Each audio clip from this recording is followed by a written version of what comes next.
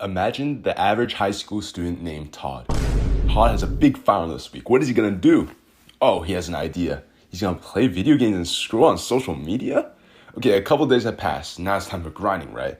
Oh no, he's hopping on Valorant with his friends. They're telling him to play just one more game, even though Todd knows that he really should be studying. It's 3 a.m. in the morning and the test is today. He's terrified. He opens up his notebook and begins to study. He reads page after page after page, dozing off in between. Then he goes to take the test. Fingers crossed, what did he get? A D-. Oh no, his parents are so disappointed. What is Todd doing wrong? The average GPA of a U.S. high school student is a 3.0, which is the letter grade score of a B. However, those who make it to top-tier colleges such as Harvard, Princeton, and Yale consistently get straight A's with 4.0 plus GPAs.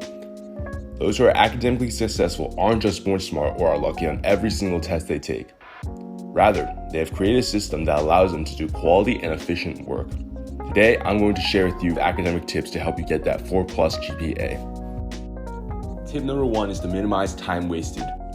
With the creation of social media and the internet, there's been so much noise going around that will distract you from success. The average teen aged 13 to 18 spends 69 minutes on computer or console games and 27 minutes on mobile games a day. Over 38% of high school students report spending over 8 hours a day on social media. On the other hand, the average high school student only spends around 1 hour a day on studying.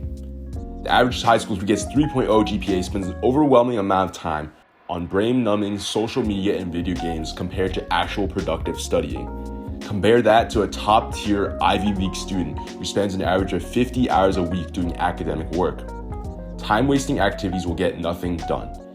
Even if you don't have the drive to become an academic weapon, those hours wasted every day could be going to other productive activities such as starting a business, training for athletics, or doing volunteer work. At the end of the wasted day, you won't reflect back and think, wow, I wasted all that time, I'm so happy. No, you'll only regret it. However, if you spend that time working hard, though it may be tough at the moment, you will eventually be able to reap the rewards of all the effort you put in. Tip number 2 is to figure out how you learn best. Everybody is different, therefore everybody will learn differently. No, I'm not talking about the auditory versus kinesthetic versus visual learners. I'm talking about your studying strategy. The majority of students will just read over their notes and pretend that they know everything there is in a unit, only to fail their next test. That was me back in my freshman year in high school.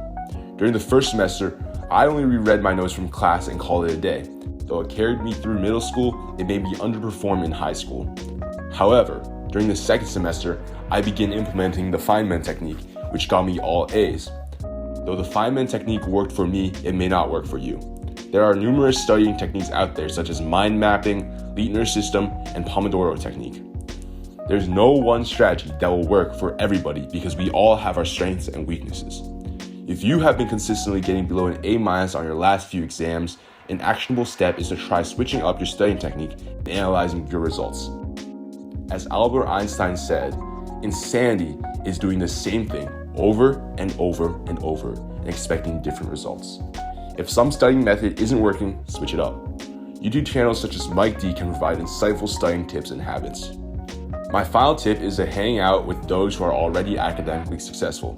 As motivational speaker Jim Rohn said, you're the average of the 5 people you spend the most time with. If you hang out with those who do drugs, waste their time, and don't study, you're probably going to end up like them. If you hang out with those who are smart, work hard, and are efficient, you too will become like them. Analyze what they do to get to their academic position. Figure out what activities they do outside of school that keeps their mind sharp. Learn how they take notes. Chances are, those who are smarter than you have better notes than you. Learn how they take tests and write essays. During my sophomore year in high school, I was struggling in my US history, LEQ, and DPQ writing sections. I had an intelligent friend who was consistently getting A's on those exams. I studied and annotated his writing and figured out what aspects of his writing were better than mine. And then I implemented those techniques into my own writing. Eventually, on our final writing history assignment, I got an even higher score than he. Always hang around and learn from those who are better than you. These tips cover will get you a higher GPA. We'll cover more high school tips on our next video.